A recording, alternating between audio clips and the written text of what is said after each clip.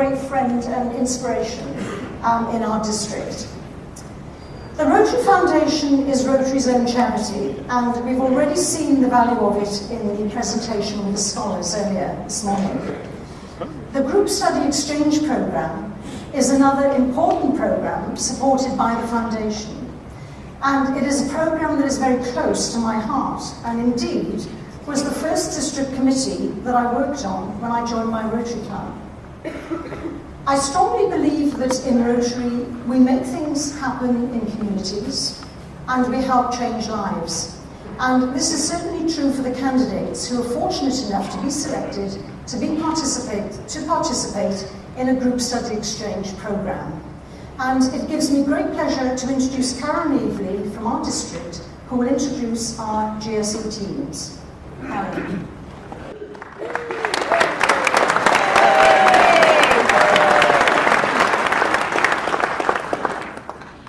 Thank you, Judith. Good morning.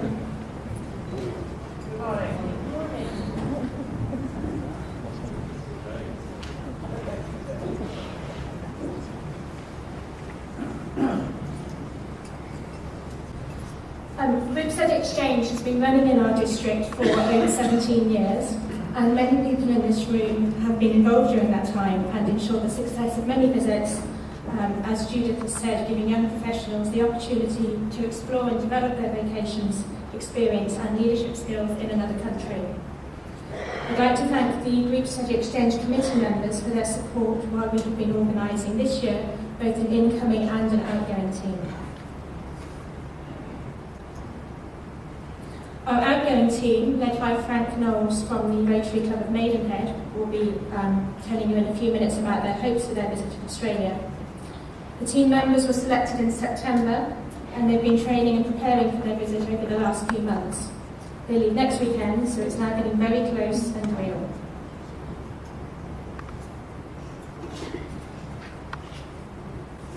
Our visiting team from Australia arrived here in the UK on the 11th of February, and so they're halfway through their tour of the district.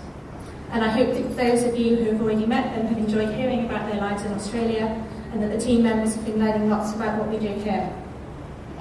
At this point, I'd like to thank the clubs around the district who are hosting our Australian visitors. So thank you to the Rotary clubs of Bicester, Banbury Cherwell, Gerrards Cross and Chalfont St Peter, Oxford Spires, Marlow, Thames and Reading Matins, who put a huge amount of work into the visit. And thank you also to the Rotary Club of Maidenhead for hosting our outgoing GSE team this weekend. And just finally to tell you that we have our farewell rally next week, coming Tuesday, where we'll say farewell to both teams. And then we have a welcome home rally for our outgoing team, where I hope many of you will want to come along and hear what they've been doing in Australia. I'd now like to introduce our visiting team and their team leader, Christine Roach.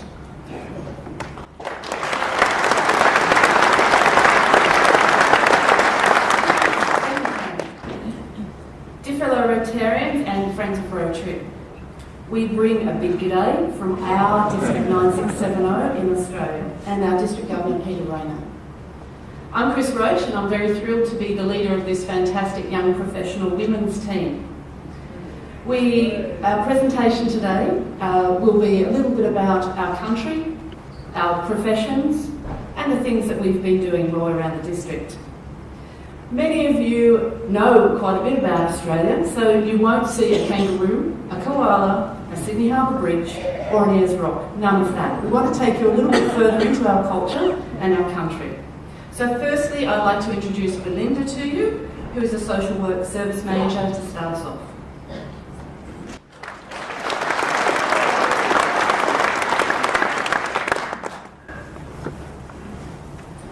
There are many hundreds of Aboriginal nations within the boundaries of what we call Australia. Each of the coloured shapes on this map that you can see represents a different nation that has a different culture, different custom, language and dialect. As you can see, some are large and some are very small.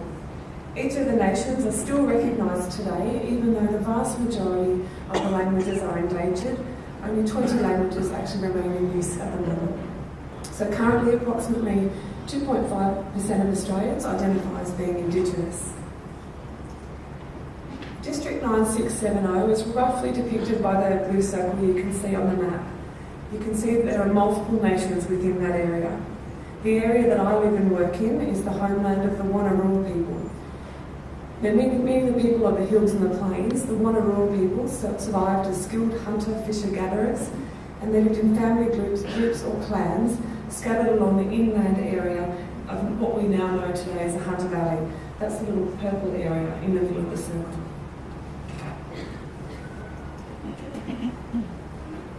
There's a large difference in the health outcomes between Aboriginal and non-Aboriginal people within Australia. Aboriginal people have a lower life expectancy and have higher rates of chronic health conditions. New South Wales Health, the people that I work for, has recognised this difference and has really made a commitment to closing the gap. This means that significant effort has been placed to ensure that Aboriginal people feel welcomed into the health service. I work for Hunter New England Health, the local health district, as a social work service manager. I manage a team of social workers that spread across 4 hospitals, 3 community health centres and a variety of small specialty services. It equates to about 23 staff in total. One small step that we've made towards closing the gap to ensure that we ensure that each of our formal meetings that we have, we recognise the traditional owners of the land, paying respect to the elders both past and present. I'll now hand over to Sam and she'll talk to you a bit about early settlement.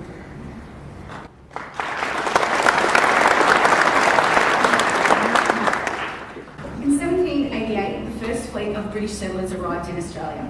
The ships carried around 1,500 passengers, most of whom had been in a little bit of trouble back here in England. But with trade skilled labourers, farmers, that sort of thing. So the purpose of bringing out British settlers was to help colonise the land, build infrastructure and basically colonise and make Australia what it is today. However, they found this really treacherous. It was a really difficult thing for them to do, mainly because of things like unexpected illness and not really being able to cultivate the land. The conditions between England and Australia, you might know, are quite different. So they found it really difficult to establish a good food source for a good many years. However, they persevered, and over time, Australia began to flourish. So like the early settlers, to people in our community today struggle and are faced with challenges as well. I work as a clinical psychologist in the same health service that Belinda works in a team that provides counselling to people for free. So our health actually funds counselling for our community. I see people from 5 years of age to 90, so quite a varied age range, for all sorts of things, including mental health things like psychosis, anxiety, depression, grief, trauma, lots of different things within that group. And I think psychology has a really important role in our society and in our district in particular, working with disadvantaged people, working with people that are struggling to minimise that struggle and the challenge and hopefully improve their quality of life, build their resilience and their skills to make life a little bit better. So I'll now hand you over to Kate, who will talk a little bit more about Australia and her work as a scientist.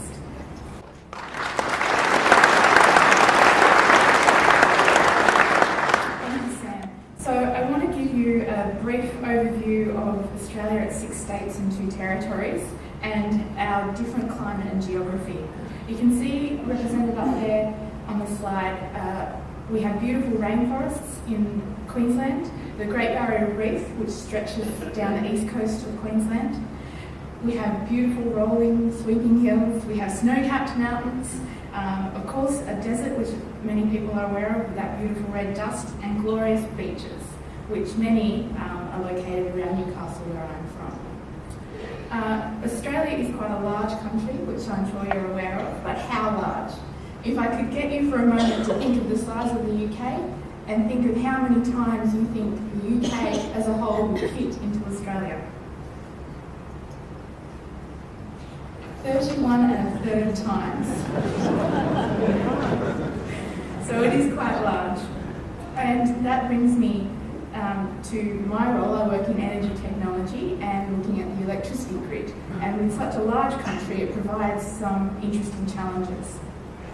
I work for the Commonwealth Scientific Industrial Research Organisation, which is CSIRO. It's Australia's leading scientific energy organisation. And we work in all areas of science, including material science, climate change, preventive health, and of course energy, where I work.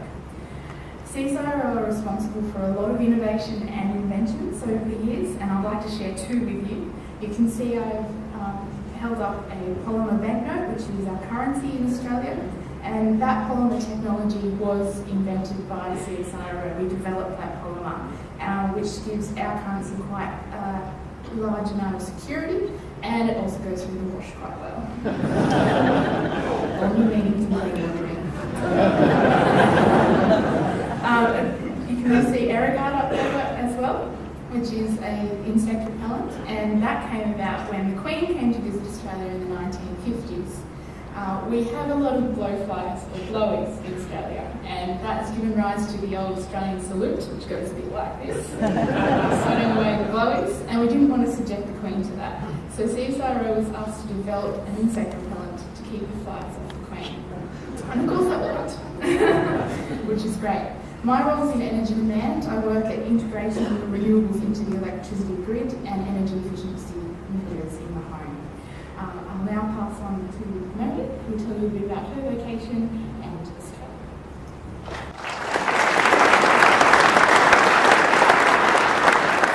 Good day everyone, I'm Meredith. So multiculturalism in Australia has a special cultural status and plays a big part in who we are as a nation. So from first settlement, 1788, we have welcomed the English into Australia, and in recent statistics in the 2011 Australian census, it has shown that almost a quarter of Australia's population was born overseas, and about 45% of people have at least one overseas born parent. Being a family of three, my sister is married to a Kiwi, that's a New Zealander, which makes watching rugby fun. And my brother is married to a Sri Lankan. Australia's net migration has reached its highest point in the last 2 years, welcoming people from many corners of the world: Africa, Asia, Oceania Islands, the UK and South America. The biggest actually being the UK, because it is much warmer in Australia. From an educational perspective, we embrace multiculturalism and aim to make everyone feel welcome, valued and accepted, regardless of their age, cultural background or ability. I live and work in a rural town called Mudgee, which has a population of 8,000 people. It is primarily a coal mining and winemaking town. So the service I manage is a long day care service, catering from children from the ages of 4 months to 5 years, and these are some of the beautiful children that I look after. We have 63 children a day and a large waiting list because of the town's growing coal mining industry. Our centre has won many business awards based on the quality of teaching that we can provide, and we have a strong connection to our community. So I'll now pass you on to Nicole, who will talk about our district 9670.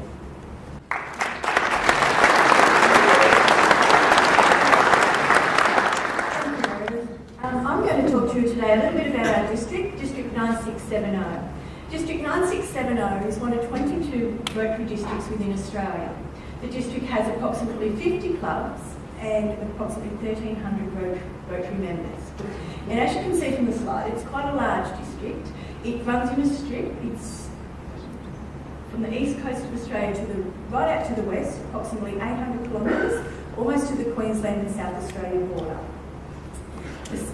The principal city is of Newcastle, with a city population of approximately 500,000 people. So as you can see, it's quite a large district, and it's half the size of the UK, if you can imagine that.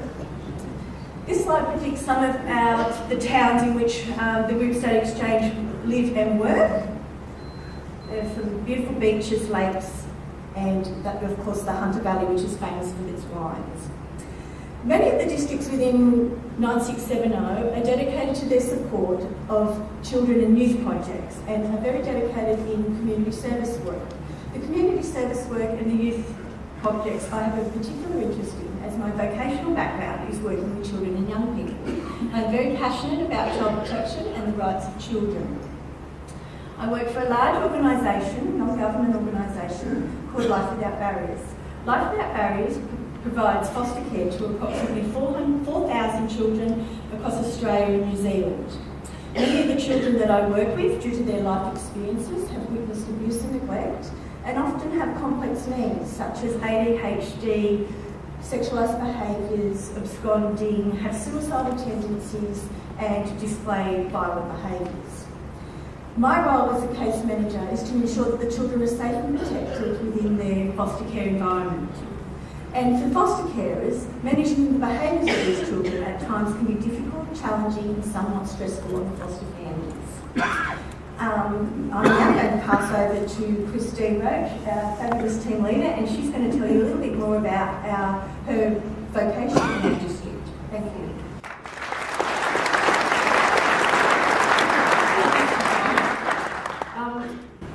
I'm Chris Roche and the Rotarian of the group and the team leader. I've been working in the not-for-profit health industry for the last 20 years, and for the last 2 of those in medical recruitment. And much of that is around overseas trained doctors, helping them into the country and to settle them into their new locations. My Rotary career began back in 2002 when I was a GSE team member to Poland. At that time, it was an all-female team, and it was the first all-female team for our district. And interestingly, this is the second all-female team from our district, so I'm not quite sure what that says about me. I joined Rotary a couple of years after that, and in that time have been active at club level and district level in a range of vocations. The thing that I'm most proud of at the moment is in the development of a new Rotary Club, the Rotary Club of Green Hills Maitland. We chartered in May last year. Our target group is the 20 to 40-year-olds, and we chartered with 40 members, and it's going strong. 10 of those are in their 20s, average age of 33, much like your clubs here. And I should say that is unusual for our district as well. Our district is very active at the club level in projects, service projects, as well as fundraising, but particularly service projects, looking at helping people in our own districts. We're also very active at an international level, of course involved in fundraising that goes towards Polio Plus. We have 2 trained shelter box personnel in our district, and who interestingly have had their first deployment in the last couple of months, and they went to Tasmania. And interestingly, that was because we had bushfires down there, so we go where it's needed, even if it is in our own country. We do have some very specific international projects as well, and the one just quickly that I'd like to mention is Rotary Australia World Community Service. And that provides a framework for clubs to be able to be involved in international projects. My club itself is involved in a project in the Western Highlands of Papua New Guinea. We've been working there for 3 years now, improving access to clean water, improving health and education. That's the end of our time, and in fact we've stolen 2 minutes from these guys. We want to say thank you for your hospitality. We've had an amazing time in those few weeks that we've been here. We've got a little bit more to go. And of course we want to say thank you to not only the clubs but also to the Rotary Foundation for making this trip possible. And also the fantastic vocational visits we've been having. We've had an amazing experience. We look forward to the next couple of weeks and to definitely taking a bit of District 1090 home with us. Thank you.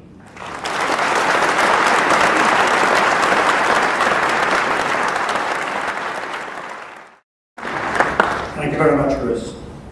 District Governor Julius, honoured guests, fellow Rotarians, ladies and gentlemen. My name is Frank Knowles, and I'm a Rotarian from Maidenhead, and I'm delighted to be here. I'm very proud to have been selected as your team leader for the GSE visit to 9670 in Australia. I'm privileged to lead a very special team of talented people. A little bit about my background, very quickly, because we are running short of time. I'm a retired professional fire officer of 32 years service. And so when I'm in Australia, apart from looking at the wineries, which is very important, I'm going to be interested to find out how the New South Wales Fire and Emergency Services operate, given the long distances and the trying conditions that they operate in. I'd like now to hand you over to my colleague, Matt.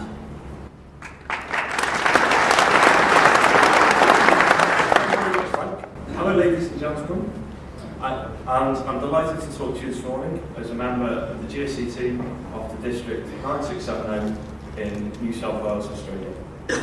First, I'd like to take a moment to thank Rotary Foundation and especially the Reading Matins Club for this fantastic and once-in-a-lifetime opportunity and for their support and their sponsorship throughout the past couple of months. So, a little bit about myself. Well, I'm 25 years old, and as you may be able to tell from my accent, I'm originally from the Wirral. And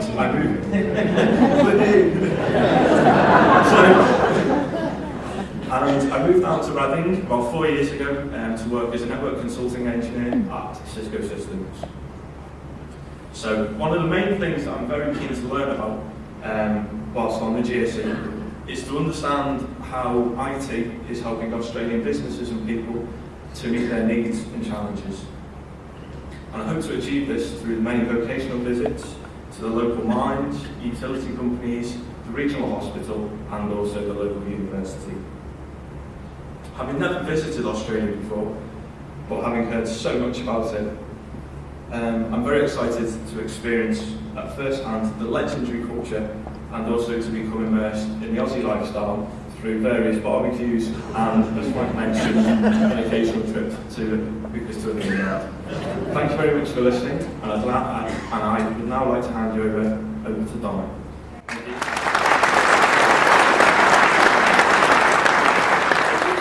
Thank you for welcoming me here today. I'm fortunate enough to be stood before you with thanks to Marlow Thames Rotary Club. I'm hugely grateful to Marlow Thames Rotary for supporting and sponsoring me in my application, and in particular to Sarah Bowater, a member of Marlow Thames Rotary and the manager who supported me in my application for the GSE. I'd like to tell you a little more about myself. I currently work as a Senior Business Support Officer at a respite unit for children with disabilities. And as a result, I'm interested in learning how health and social care practices differ across geographical regions, how safeguarding children is managed, and how barriers to inclusion may be broken to ensure that those at a disadvantage can access services. I'm also interested to learn more about myself. I've never been so far away from my family and loved ones for such a long time, and I'm sure that without the comfort blanket they offer me, I will embark on a journey of self-discovery, and I will learn much about myself. I'm sorry to have been brief, but I'd now like to hand you over to my colleague Aaron. Thank you.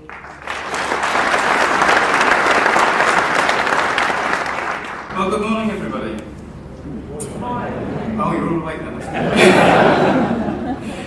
First of all, I must say a big thank you to all you Rotarians of District 1019. I mean, this is a really once-in-a-lifetime opportunity. But I'd especially like to thank Ian Fraser and the Reading Matins Club for sponsoring me to go. And I just want to give a shout out to Jeff Poland for all the help that he's given me in the process so far. So a little bit about myself. As you can probably see from my slide, my name's Aaron. I was originally born in Ashford in Kent, and I currently live in Reading. And I moved to Reading to take up a position as a network consulting engineer at Cisco Systems. I'm very proud of the fact that I've recently been able to buy a house with my girlfriend Alex, and we just found out that we're going to complete while I'm in Australia.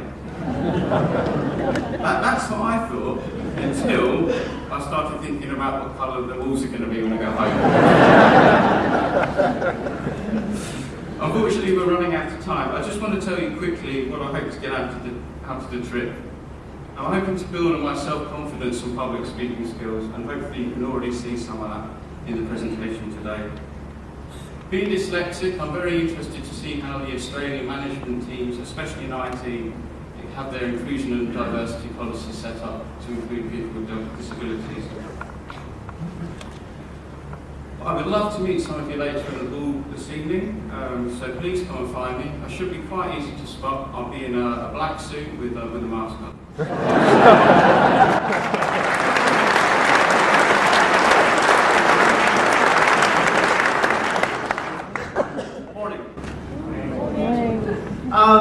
Firstly, I'd like to say, Paul Nevin, just checking to see if it's me. I'd like to say thank you to the Rotary Club of Bicester for their belief in my application and for the friendship in which they have invited me into their Rotary family. I'm originally from Clardy in County Kerry, having moved to England in 1996. Ireland is my homeland, but the United Kingdom is my home. I was lucky to come here to study, and 16 years later I'm still here. In 2003 I was lucky to join the Thames Valley Police. My current role is as an officer safety instructor. One of the things I want to look at in Australia is how the police interact with the public, and also how the public view the police service.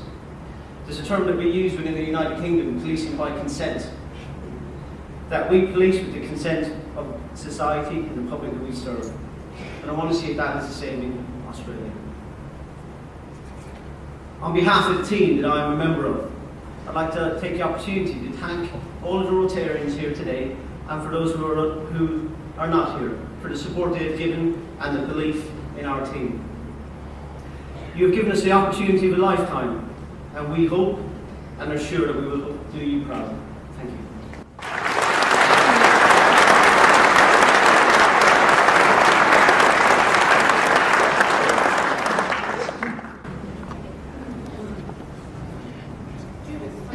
On behalf of our District Governor, Peter Rayner, our District Banner, and this is the first country this District Banner has gone to, so I'm very proud. I had the privilege and pleasure of meeting Peter at the Rotary International Assembly in San Diego. And I just want to say thank you so much to all of the teams for their presentation and for the leaders today. Totally inspirational, and it just shows what the foundation is all about. Letting people, young people, have an opportunity to find out about new cultures and develop their potential in their own careers. And I think we've seen a clear demonstration of that today. To the Australian team, enjoy the rest of your stay with us, and I look forward to meeting you at your farewell dinner. And to the outgoing team, bon voyage, have a wonderful time in Australia. I know you will under Frank's leadership. And we all look forward to coming to the presentation when you come back. And I know you'll be going around talking to the clubs about the success of your trip. Thank you very much indeed. And thank you for